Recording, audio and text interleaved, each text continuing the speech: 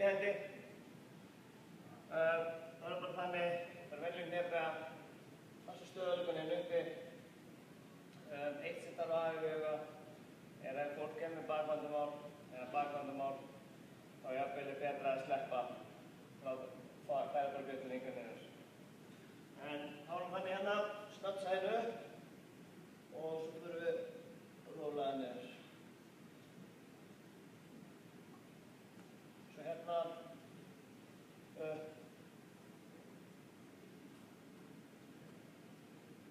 og hlið, hérna.